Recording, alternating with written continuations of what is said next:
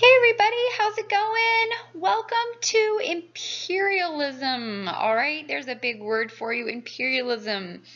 Before we get started, we're on chapter 26. We are rolling through this. I don't know about you, I always get excited, all right? We are rolling through this. We're getting close to the end, but we are not there yet, all right? When we talk about imperialism, we are in 18th, 19th century. 1800s is really the heart of imperialism.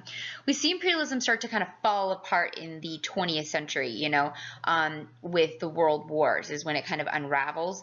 But 18th, 19th century is really the height of imperialism. So this chapter is really focused on, what is it, where do we see it, who's it involved, and kind of what does that look like, okay?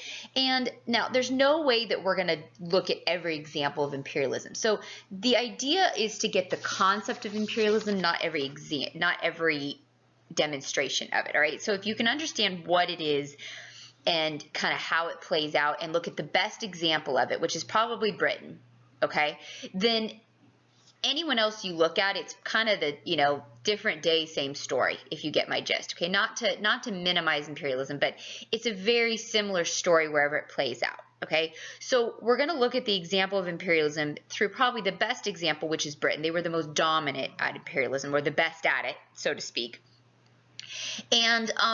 And through doing so, we'll understand the general concept of imperialism, all right? So that's the goal of this chapter, and so we don't become overwhelmed, but the goal is to understand that it wasn't just Britain who did imperialism. This happened globally. It happened through westernization, and many people did it. Many people were victims of imperialism, but so it's not overwhelming, and we can at least grasp the concept. We're really going to look at it through the British example, okay, mostly in this chapter, and because we just don't have a lot of time, right? Because world history, like I always joke, right, we're always behind, okay? So you should have already, I believe I assigned, watch the crash course. That's a great foundation for it. It gives a really good summarization. Go ahead and grab the chapter notes. Those are a really good thing. I will be touching on those. And then if I did assign them, the group questions or activity sheet and stuff, I will be going through some of that, okay, as we go through. So let's get started, all right, and talk about imperialism. So this cartoon really sums it up. They say a picture's worth 1,000 words, and this one really is, okay? So how does this picture, sum it up? Well, what do you see? Okay, well, you see a guy, right, or a funny looking guy, or a guy animal, you're like, well, I see this weird object, okay? If you ever Google image imperialism, this or a form of this image will pop up, okay? And so anybody know this top hat should kind of be representative of a culture, all right? The British, okay, this top hat of the 18th, 19th century, a gentleman, right, of British, it says England right there, okay, and what kind of animal is he representing? Now, I know he's got too many arms for it, but an octopus or something like that, right, okay? So this is obviously a political cartoon, okay, and this is the age of imperialism. This is the idea that England, who was a sea empire, okay, and no one did it better than them, and that's why we use England as the best example, because no one had a larger sea-based empire than the British. So that's why they're the best to study, because others did it as well. The Spanish, the Dutch, the French, others had colonies, others had, the Germans, others had colonies and stuff like that, but no one did it better than the English, so they're the best to look at. And literally, they had, figuratively speaking, their arms everywhere, So this political cartoon's an example of that. Canada, Egypt, in Asia, they were all over the place, okay? And you can kind of see examples of Africa, they were everywhere. Wherever they went, they had their hand. In fact, there was a saying, the sun never sets in Britain, because they literally had colonies everywhere. India, they were everywhere. They were everywhere. Okay, now there were two kinds of colonies. There were colonies that you used specifically for raw goods, and there were colonies that you used for resettlement. And based on the purpose of the colony determined how you treated that colony, or the type of imperialism that you would enact, you could say. Okay, but either way, this is the age of imperialism. So let's first define what imperialism is. What is imperialism? It is the domination of one country over another politically, economically, culturally. Well, when is this happening? This is about 1750 to 1870. Okay, so if in your questions, this is about 1750 to 1870. Geographic location, this is Africa, India, Australia, New Zealand, Britain, Egypt, Asia. I mean, this is everywhere. All right, we're all over the place. The only place we really aren't in this chapter is the Americas, basically. Okay, but Africa, India, Australia, New Zealand. The British are involved in this. We're not in Europe physically, but the British are involved in this because they're conquering these areas, okay? Key civilizations, definitely the British, Indians, meaning referring to India, Africans, many different African tribes. We'll mention Australia, New Zealand. We're not going to go, the Aborigines will go into it a little bit, but not really a lot. But India, it's going to be a really big focus of ours, and a little bit about Africa. These will be some of the examples that we will talk about in this chapter, okay?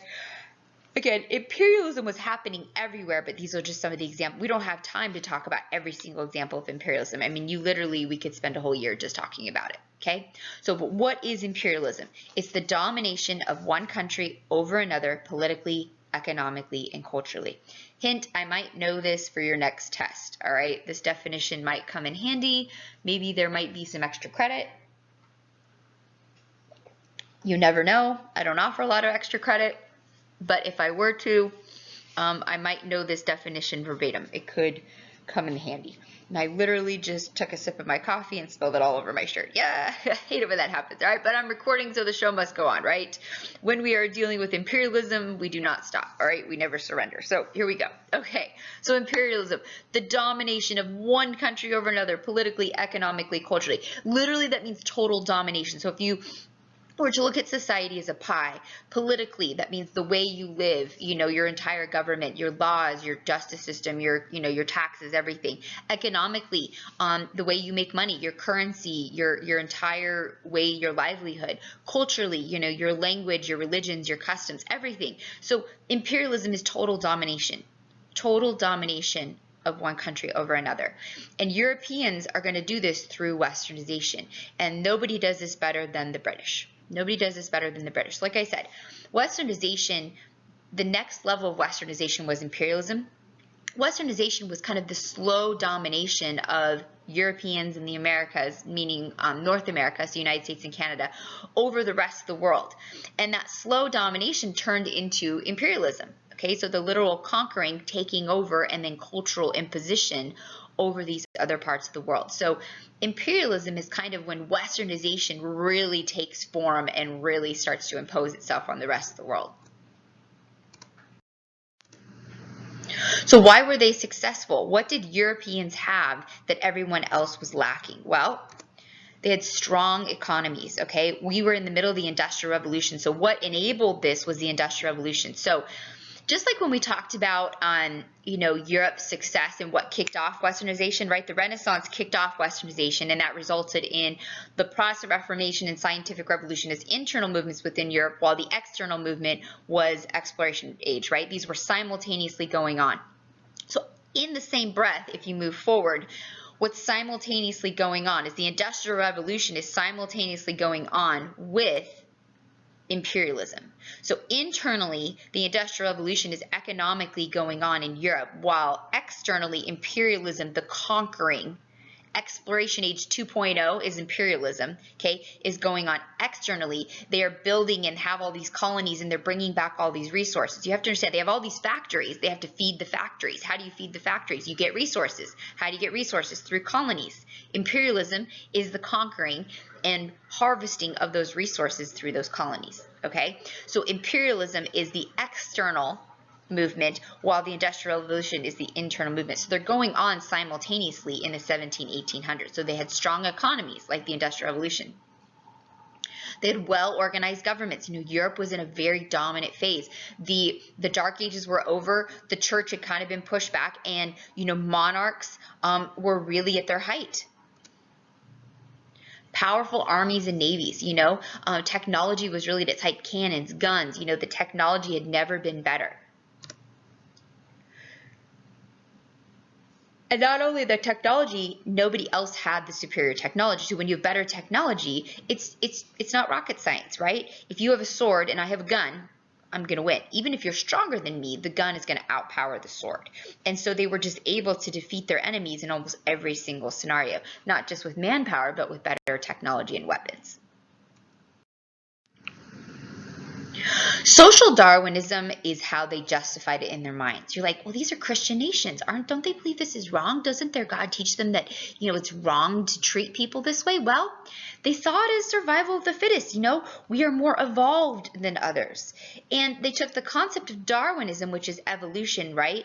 Development, and they took kind of a different approach to it. They thought, well, we're the most fittest people, so we have an obligation to spread Western culture, okay? To spread our political ideas and our religions to others, that other people just aren't as fit. So this is truly what they believed, okay? They believed in their mind, they justified in their minds that, and we've talked about this a little bit before, this is kind of how, in a lot of ways, African slave trade was justified in a lot of people's minds.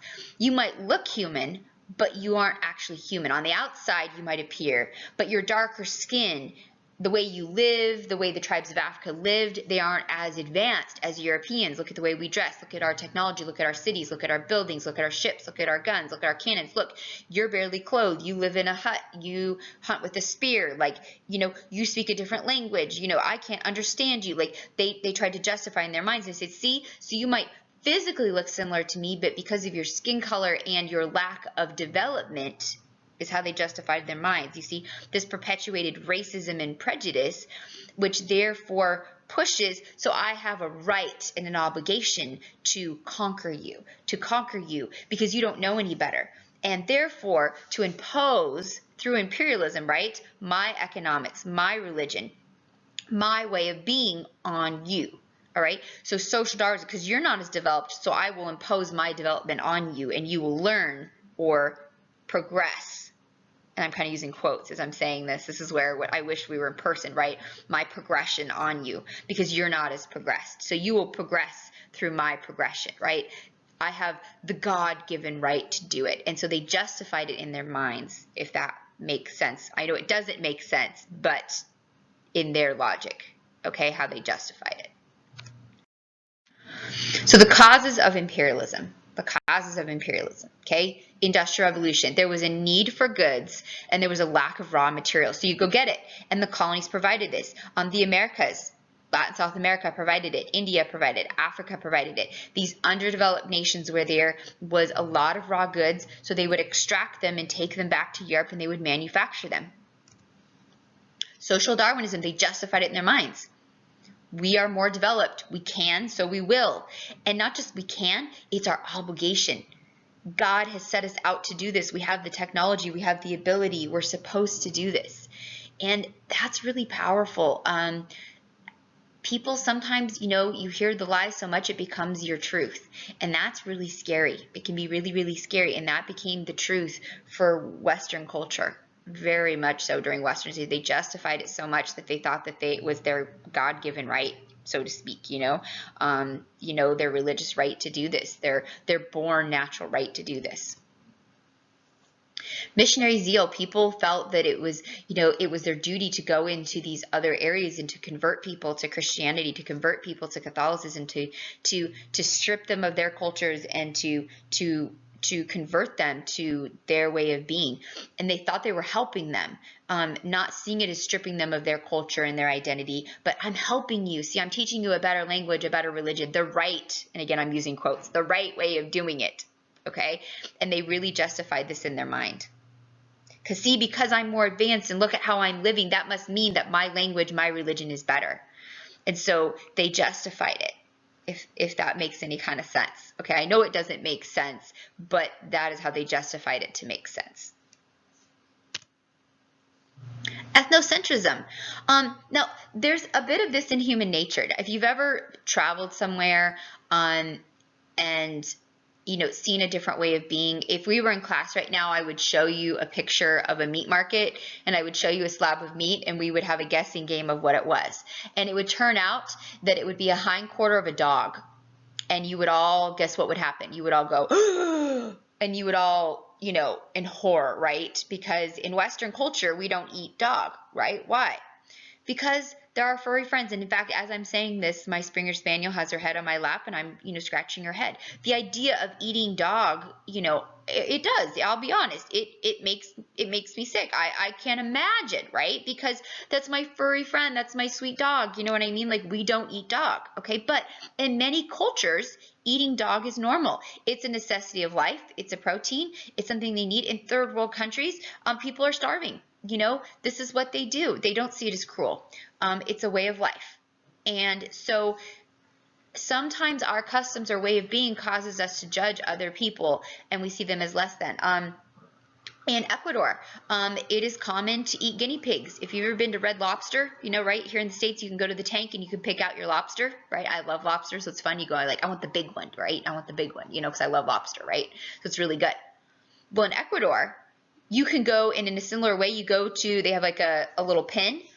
You can go and you can pick out what guinea pig you want them. So it's not like PetSmart where you go pick out your little guinea pig that you want. You're like, oh, you remember when you were little, you got your little guinea pig? There you pick out the one that you want them to cook you.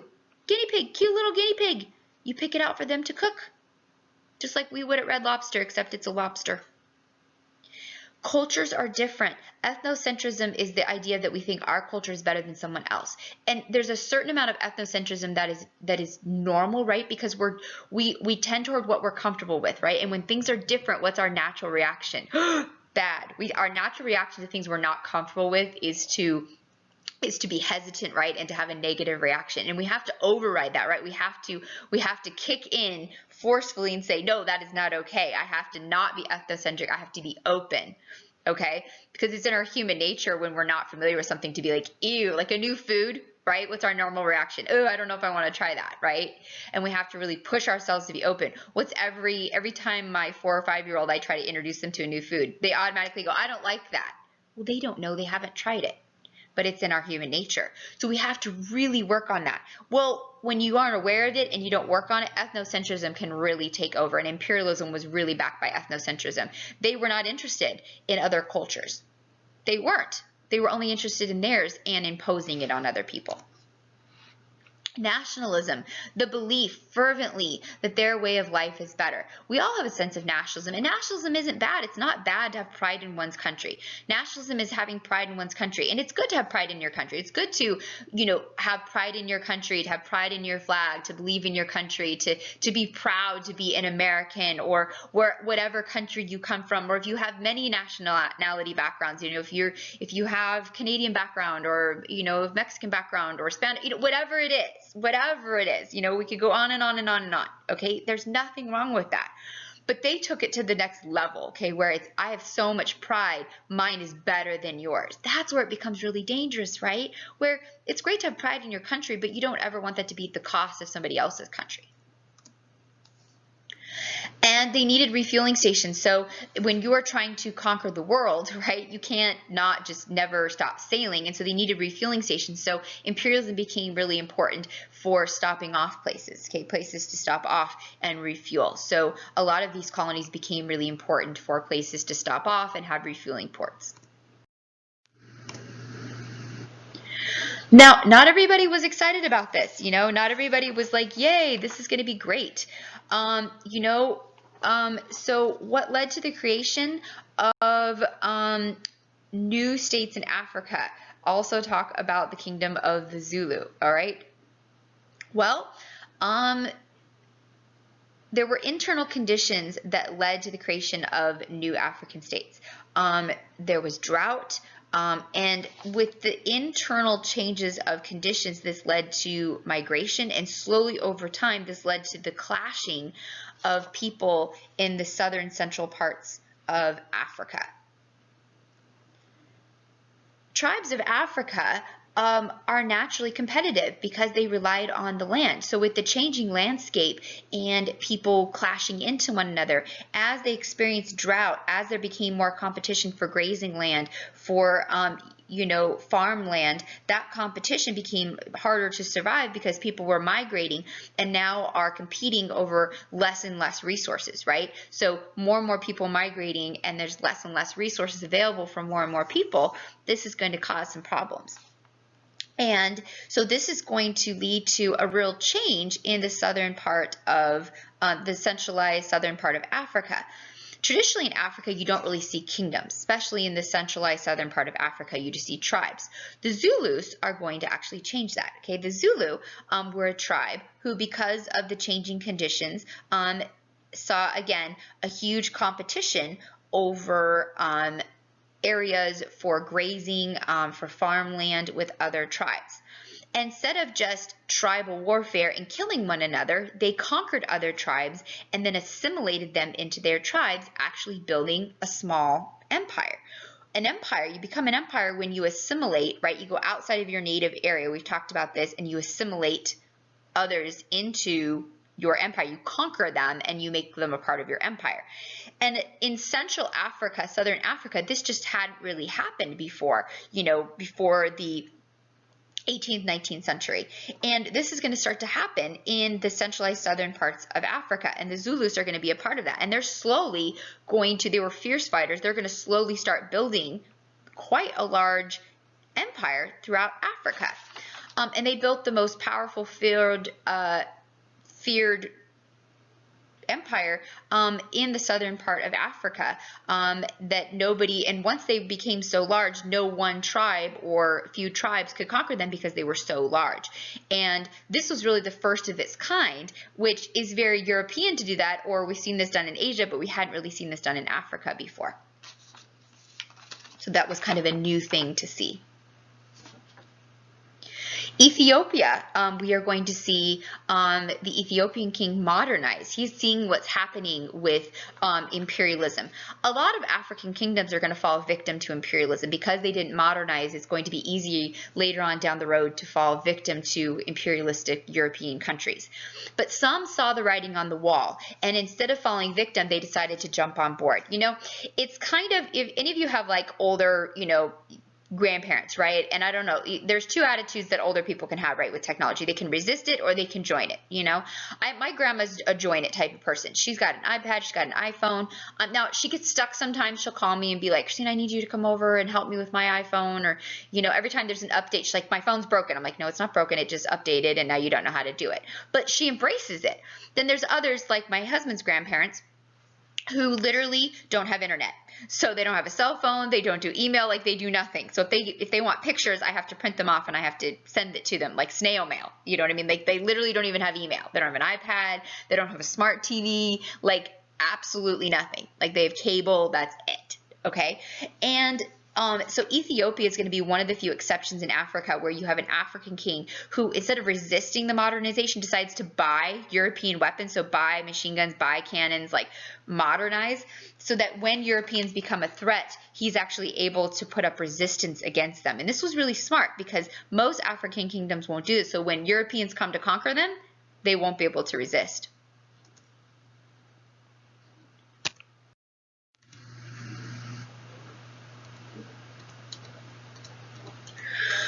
So what led to the creation of some of these new states? I'll just kind of quickly go over this again. We don't have to spend too much time on this. What led to the creation of some of these new states, again, is going to be on the competition for grazing lands and farmlands. Because of drought, people had to migrate, and so the valuable resources of water and arable lands became very competitive. And so kingdoms like the Zulu kingdom are going to quickly set themselves apart. It's either you conquer or you fall.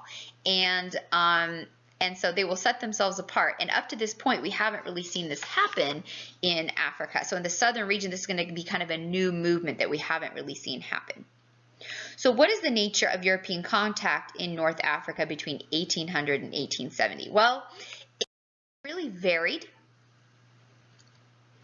It varied from peaceful to full-scale invasion. So for instance, in Egypt, Napoleon occupied and modernized parts of Egypt. They were reliant on them for exports of, Britain was reliant on them for exports of cotton. In Algeria, the French were friendly initially, but then eventually occupied them. So, there's kind of examples of both, but really in the end, when the contacts are initially friendly, the Europeans trying to like work their way in. It's kind of like when the conquistadors arrived, with the Aztecs, you're kind of scoping out the competition and then you're looking for a weakness that you can find a way to conquer. And that's really what the Europeans are doing. They're looking for what they want, and then when they can, it's like a snake, they strike, because at the end of the day, they want resources and they don't want to pay for them if they can take them, right? They want them at the cheapest way possible. And why would you want to buy it if you can own it? And that was the European point of view.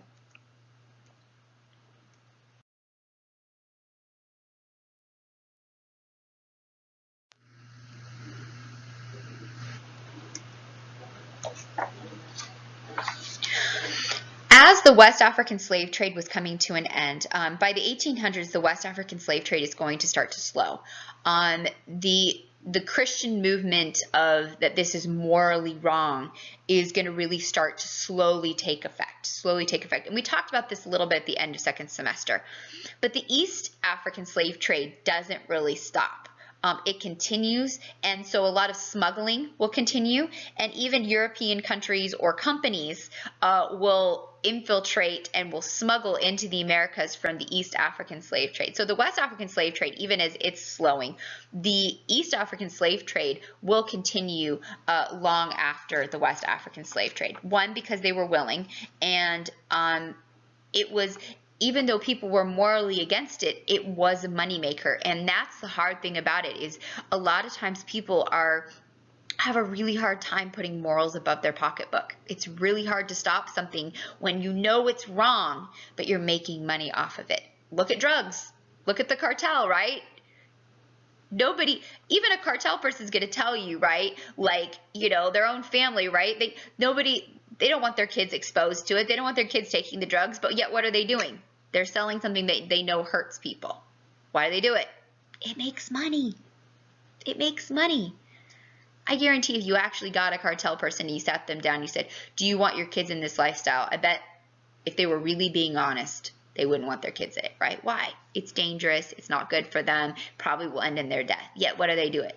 It's money.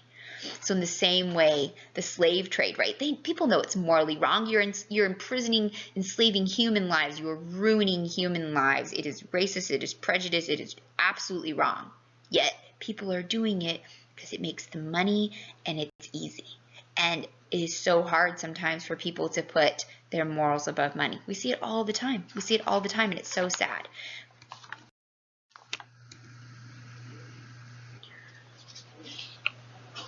So what was the nature of the second empires in East Africa in the 19th century? Well, it resulted in East Africa from the shutdown of the slave trade in West Africa, okay? So as the slave trade, as I mentioned on the last slide, in West Africa starts to decline, there is some trade in East Africa that will increase, okay? So it resulted in East Africa from the shutdown of the slave trade in West Africa in the mid-19th century. So slaves, agriculture, ivory exports will greatly increase.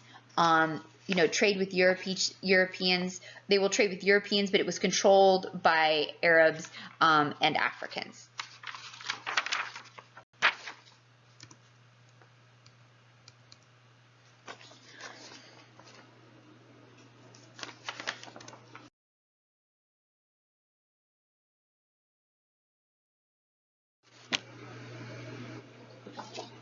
So reactions to the end of the slave trade. So this kind of gets to the essay prompt, okay? How did West Africans react to the end of the slave trade? Well, the British in the Americas, were amongst the first, right, to end or prevent their citizens, from importing slaves. And then from there, it was a trickle effect, with the Spanish, the Portuguese, the French, the Dutch, and slowly others will catch on. And so for West Africa, they've lost their market. This was their #1 export. Well, for anybody, when you have the #1 selling item, the #1 hot item, think about it every holiday season, right? There's a #1 hot item that's selling. And the next year there's going to be something else. Well, every company wants to have the #1 hot item. So when you have the #1 hot item that's selling, you're looking for the next thing. So slaves now are on the way out. They're being banned from being traded, and one by one Europeans aren't doing that. So that now they're losing their reason to come to your shores to trade. So you have to now find a new thing for them to come and trade. So the question then becomes, what replaces that, right? What replaces or what becomes the new big thing that you're going to trade? What are you going to substitute? What is going to become the legitimate thing now that you are going to trade? Because for a while you can illegally trade slaves, and that will go on for a little while, but you can't get away with that for very long. Okay, so your groups are going to be, how did West Africans react to the end of the Atlantic slave trade? Well, first and foremost, it was a slow change. Okay, so it was a very, very slow change. So that's going to be your first group. Your second group is going to be, what are they going to do to substitute? So what are going to be their substitutions? And your third group are going to be, what are the internal adjustments? Okay, so first group are going to be slow changes, then substitutions, then internal changes. Let's talk about the slow changes. So the slow changes.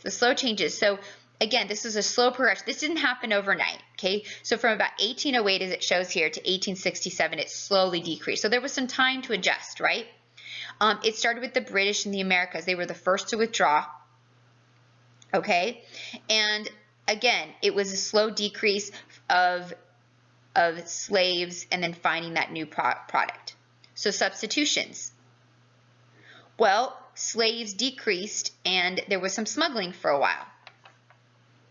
What's the substitution become? Well, it talks about it here, palm oil. Palm oil is something that is in almost every kind of product that you can imagine. It's in soap, it's in perfumes, it's in so many household products, and the Industrial Revolution was all about revolutionizing like our daily lives. And so palm oil is going to become a huge commodity needed for the Industrial Revolution and the manufacturing of products. So once this became like the product, okay, West Africa found its ticket. It found its #1 seller. So this became the #1 export to replace slaves. Okay. Some other things though that also replaced that, ivory, gold, also became, important things. Timber was also another thing. So internal adjustments. What do you do with the slaves that you've captured from rival tribes? You still have slaves. You still have rivalry, with other tribes. So internal adjustments. So you still have captured slave from rival tribes. So that's your first fact. So your next fact. So instead of selling them, you use them to work to harvest the palm oil. Harvesting palm oil is an extremely labor-intensive process, okay? So they had to repurpose them. So instead of killing the slaves, they can't sell them now. Now you use them as your labor. Now you use them internally as your slaves. So this is what happened. Instead of selling the slaves to the Europeans, they kept them and used them as their own labor force to harvest the palm oil within Africa and then sell the palm oil. And majority, again, of these slaves were used internally then. So instead of selling them, you use them for internal use. And again, then your third fact, they were used to harvest the palm oil, ivory, gold, wood products. So they repurposed them. So West Africa went through a huge shift to keep then Europeans coming. And you have to hand it to West African kingdoms for going through this shift to keep Europeans coming. And because they found what Europeans needed which was in particular this palm oil, which was a huge, huge commodity. Okay, so that kind of wraps up, and then you just need to write a thesis statement for this. Okay, so make sure you do a good job. Restate the prompt, group fact, right? Okay, so we're going to continue on because you still have like more questions. So how did West Africa react to the end of the slave trade? You could talk about the slow changes, the major substitutions, and then the internal changes, so those kind of 3 things. Okay, and then the rest of this, we're kind of talking about really the British and their example of what imperialism looked like. Okay, so how they imperialized and what that looked like. Now, the British imperialized everywhere, but probably their best example of where they imperialized is going to be India. So we're going to look at this, and again, this is not to say this is the only place imperialism took place, but this is going to be the best example of it. And if you kind of take this example, it will be a good demonstration of where this happened everywhere. Okay. So the British sphere of influence, the saying was the sun never sets, is literally everywhere. So everywhere you see red, this is where they colonized. Literally, this is why there was the saying, the sun never sets in Britain, because they were everywhere. They were literally everywhere. Everywhere, okay? By the 1800s, they were everywhere. They were in, I mean, they were on every continent except Antarctica, and even then, if they could have, they would have, okay? They were in Antarctica, they were in South America, they were in Africa, they were in India, they were Australia, New Zealand. I mean, they were Southeast Asia. I mean, they were everywhere. But their most precious colony was India. And that's because it was the #1 producer. Anybody know what cash crop? Cotton, right? We mentioned this during the Industrial Revolution, okay?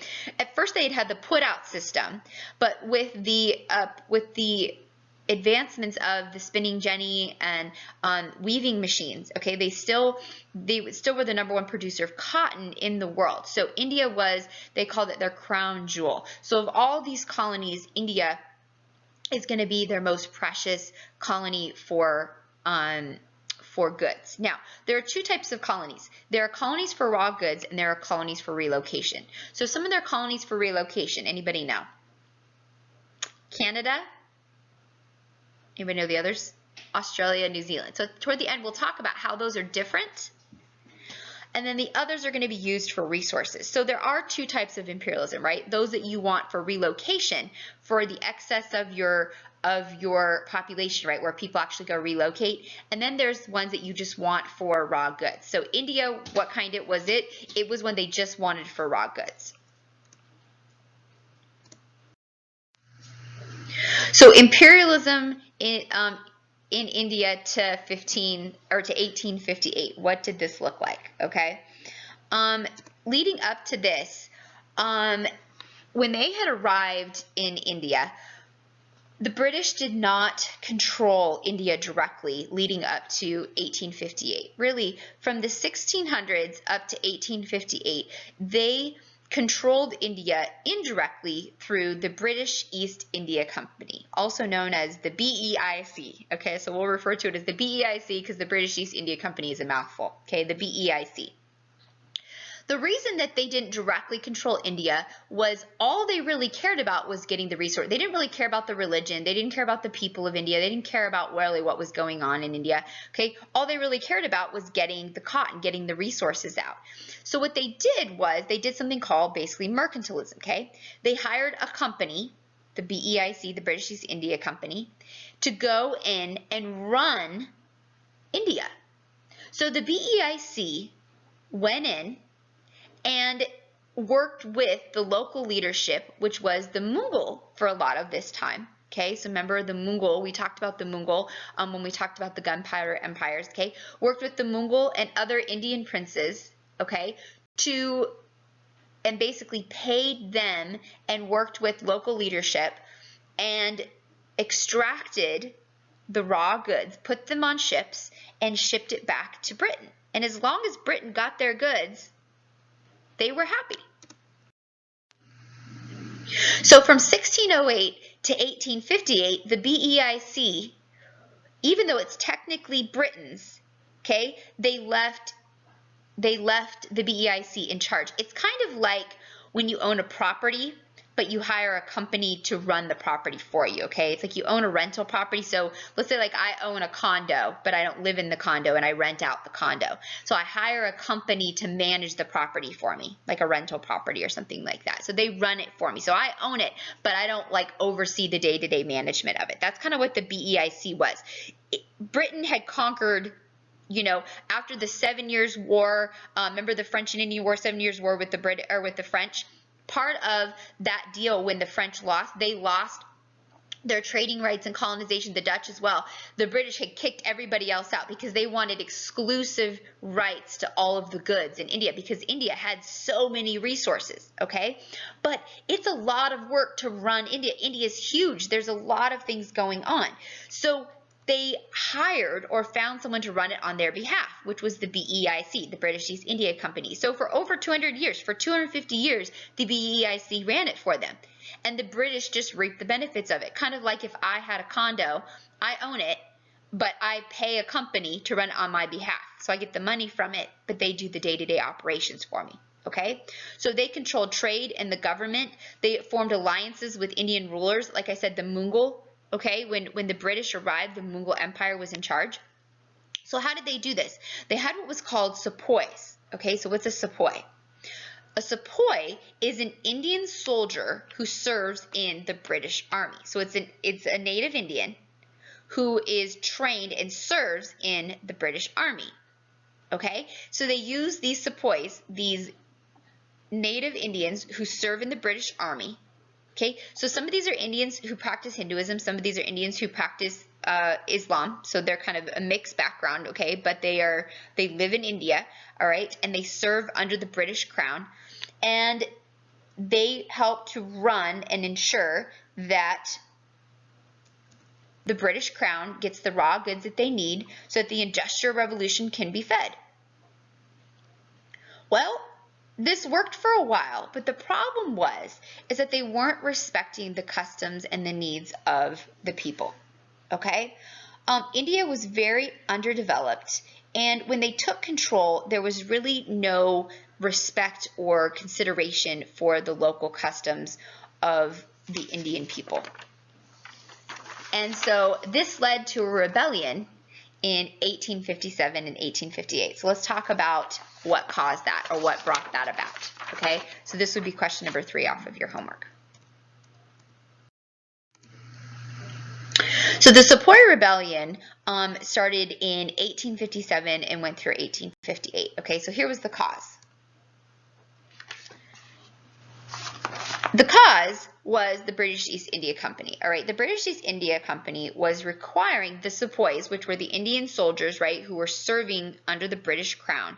They were requiring them to do 2 things that were violating or were infringing upon their cultural practices. First, it was requiring them to serve overseas, and a lot of these things were violating their Hindu or Muslim practices. So most of the soldiers were Hindus, but some of them were Muslims, and a lot of these were violating some of their religious laws. Or maybe sometimes this would be during, if you were Muslim, maybe during important times, like maybe during Ramadan or Hajj or something like that, okay? And when they would bring up these issues or problems to the BEIC, okay, because you have to understand, so government positions or leadership positions were all Englishmen. And then, of course, all the lower positions were Native Indians, right? So when they would bring this to management, these are Englishmen. Do you think they cared? Of course not. They're ethnocentrism. They would be like, well, that's not my problem. You know, you're not serving the English gods, so why would I care? All right, so falling on deaf ears. So constantly violating Hindu Muslim religious customs and showing no appreciation for that. Another thing was the cartridges that they were using. Now you have to understand guns at this time, okay, were muzzle loaders. So guns at that time, so if you have a long barrel, the way that you would have to load them is you have to pour, so you have like a little like container, okay?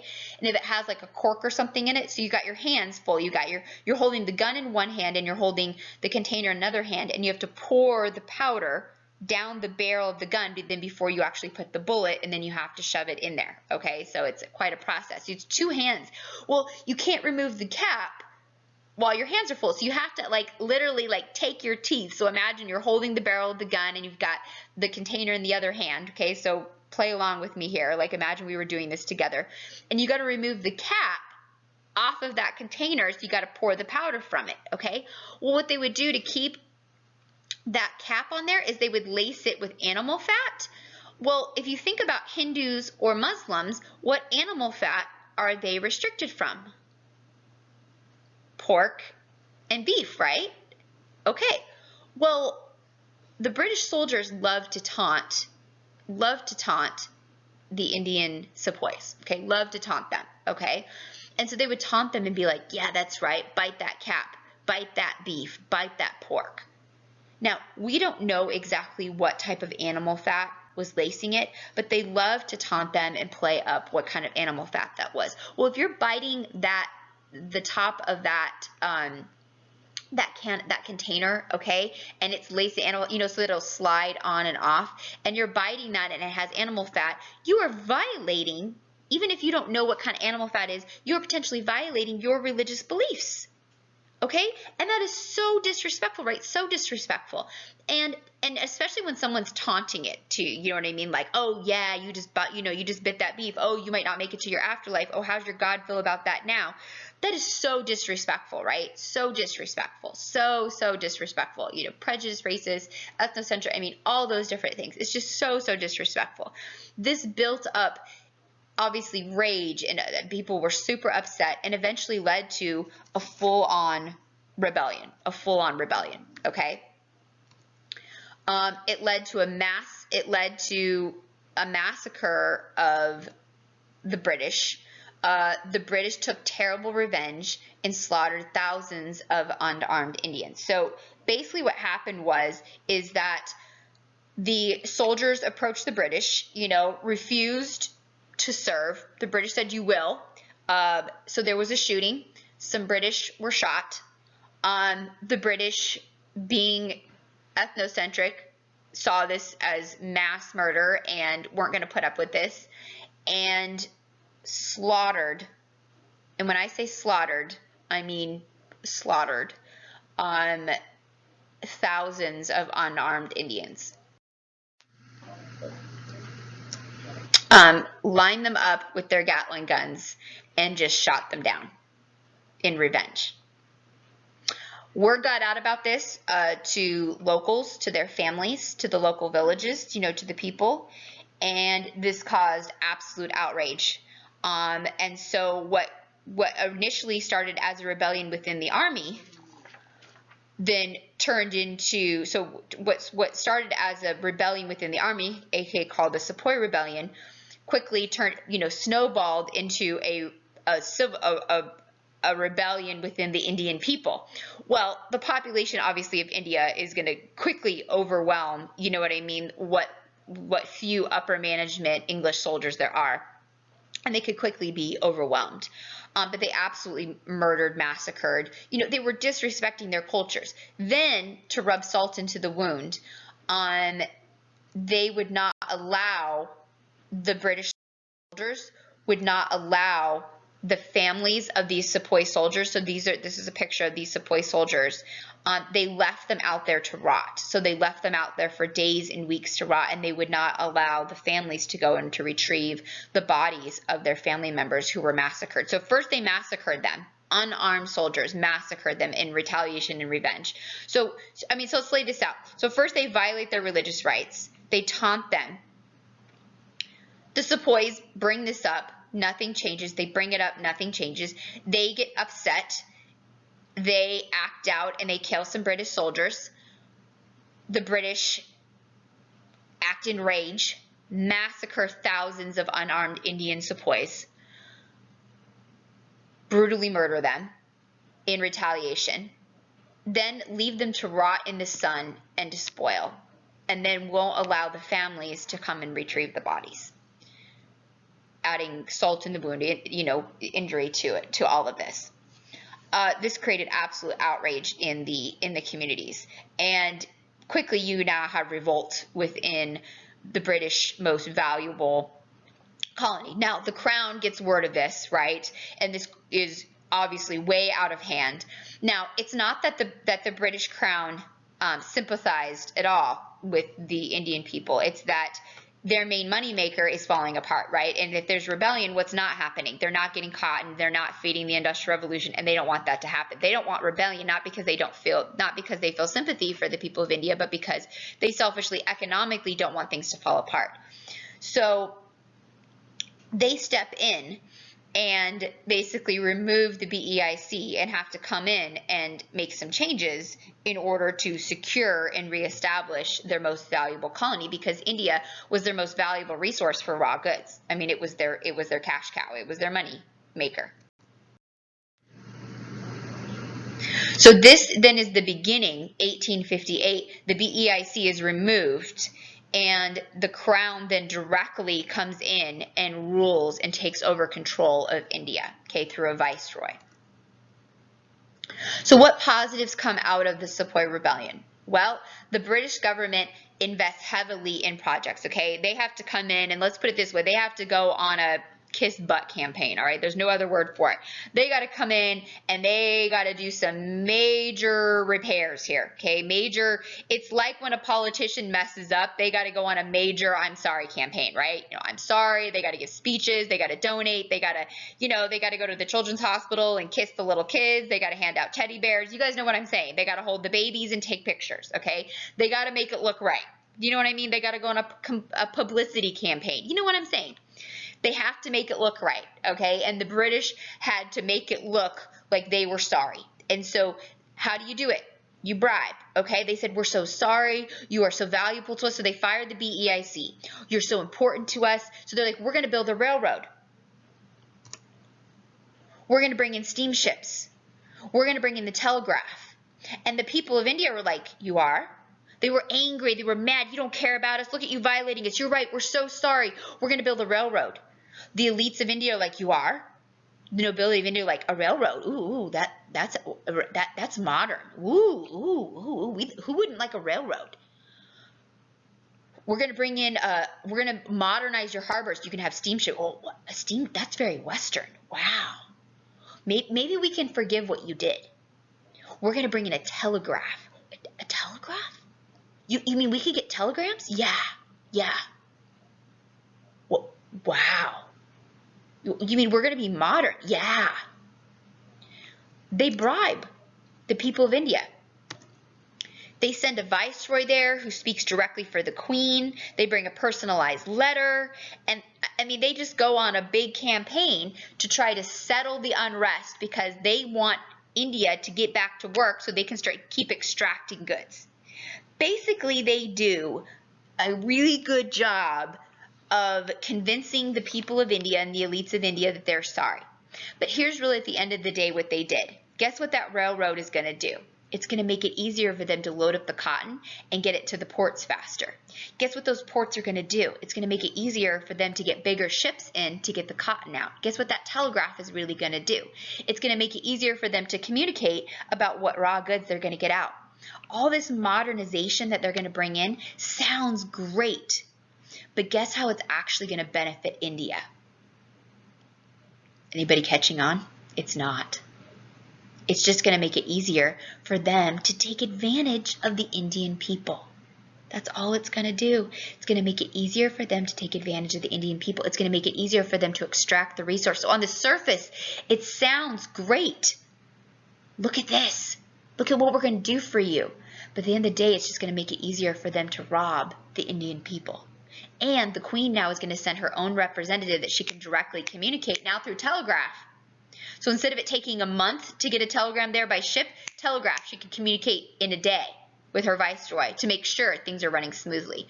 No more secondary through the BEIC, and make sure that the people of India are happy so that she can get what she wants with this stuff directly out of there. Isn't that sneaky? It's very, very sneaky. What negative impact does this have? It destroys the ancient traditions. They destroy so much land, bringing in the telegraph, bringing in the railroad, bringing in this modernization. Oh, they go even one step further. The elites of India, the Indian princes and things like that, they bribe them by saying, oh, and don't worry, you can earn a position in your local government, okay? We aren't here to rule you. We want to rule with you, okay? And you can earn positions in your local government, kind of like a civil service exam like they have in China. Here's what you can do. All right, listen to this. Doesn't this sound great? You can take the Indian civil service exam. Here's all you have to do. Listen to this package, all right? And I hope you catch my sarcasm with this, all right? All you have to do is get an English education, get equivalent of a college degree in English, okay? Western education, which, by the way, there was no public education in India. So that meant that that family had to afford a private tutor and be able to afford to send their child to a European university. So, I mean, you got to think about how wealthy this family has to be in the first place. And then once you have equivalent of a European college education, then you have to go to England, not India. You have to travel to England and you have to take an exam in English, not your native tongue, in English, because, you know, our language is better. And if you pass it, then and only then can you earn a position in your own country to serve with us. Isn't that amazing? Because we care about you. Because here in Britain, we care. Do you see how it sounds great? Oh, see, any person in India has an opportunity to earn a position in their government. See, we're not here to rule you. We're here to rule with you. And we're providing you opportunities. Who's going to be able to do that? Only the rich of the rich of the rich. And even then, you have to go to Britain to take that exam, and you have to be able to speak English. Not just speak it, be educated in English and speak it fluently. I mean, this is going to be so difficult. So difficult. It was a joke. It really was a joke. Okay? It really, at the end of the day, it was appeasing them and making it easier for them to take advantage. Some people saw through this. But a lot of people bought into it. The smoke and mirrors, and it looked really great. And at the end of the day, it just made it easy for them to take advantage.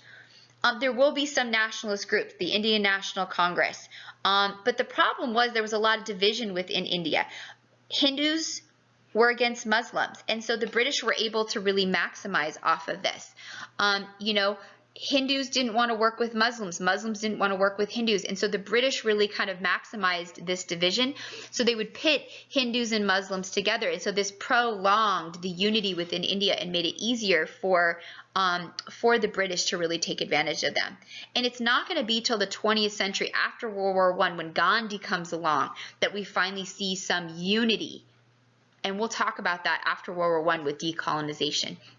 But Britain is really able to take advantage of the disunity in India and the division between Hindus and Muslims that goes all the way back to the Mughal Empire, because Hindus hated Muslims, Muslims did not like Hindus, and the British are able to play them off of one another because they could never unify together against the real enemy, which was the British, and they would always fight against each other, and the British would play off of that constantly.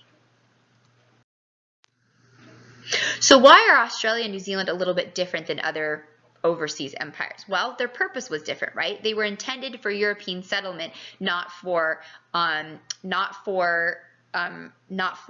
goods, right? So places like Africa or places like India, they were used for raw goods. It was never intended to resettle.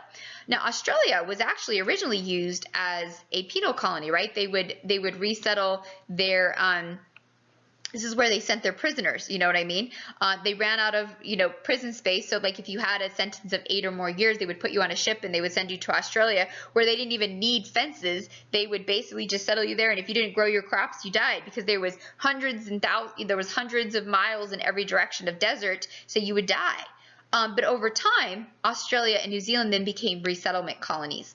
And unfortunately, because of this, there was huge eradication of the indigenous people. So the Aborigines in Australia is a great example of that. In New Zealand, eradication, of their natives. So in places where they wanted raw goods, they tended to keep the natives because they were a free labor source. So in India, that's a great example, right? They didn't kill the natives because they wanted to use them as a labor source.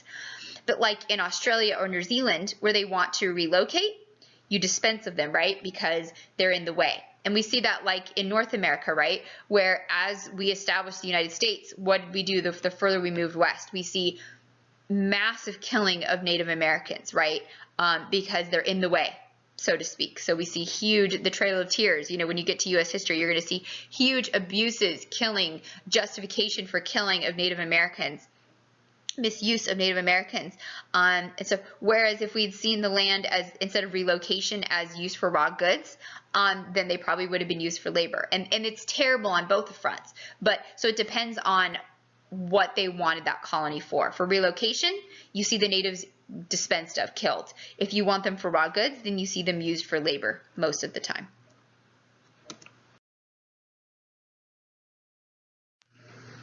Here's an example of this was posted in Australia, and this is an example of the type of proclamations that they would post for the natives, all right? And it's absolutely ridiculous, all right? So look at this. So this was a proclamation that the British would post for the natives. So look at this. So obviously because there was a language barrier, they would do pictures so that it would make sense, I say that in quotes, to the natives, all right? So listen to this. This was for the Aborigines, all right? So this is absolutely ridiculous. Look at this, okay?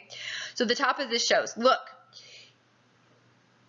the white man will get along with the Aborigine, right? If you dress like us, see? We'll be friends. We'll both have dogs. You'll hold my kids. I'll hold your kids. We all dress alike. See, we'll be friends. Your leaders will shake our leaders' hands. See, everybody will be friends. Now, if you attack us, we will hang you because we're in charge. So don't attack us.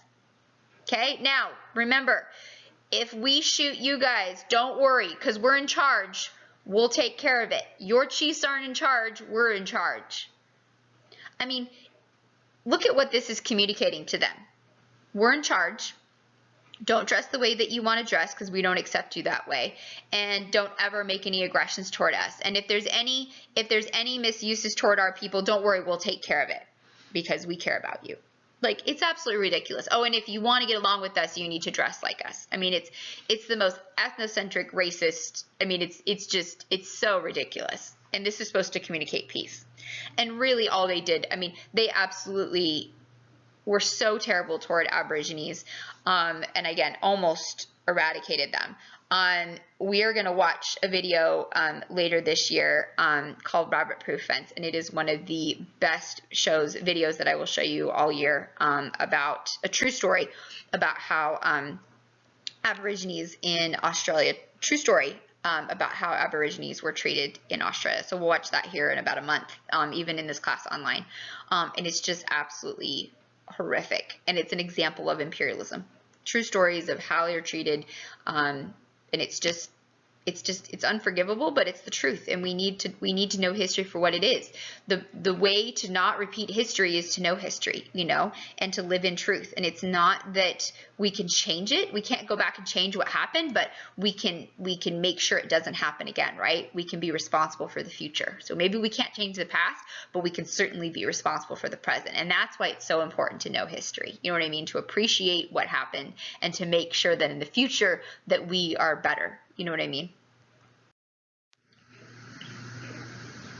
So as slavery ends, and in certain colonies where there are labor shortages, so then what do they do to make up for those labor shortages? So indentured servitude is going to become the replacement system. So indentured servitude works in a way, or basically is the process of you import slaves, or you import, sorry, not slaves, you import people from other colonies. So the biggest supplier of indentured service is definitely going to be from Asia, Southeast Asia, and China. So Southeast Asia and China is going to be the biggest supplier of indentured servants.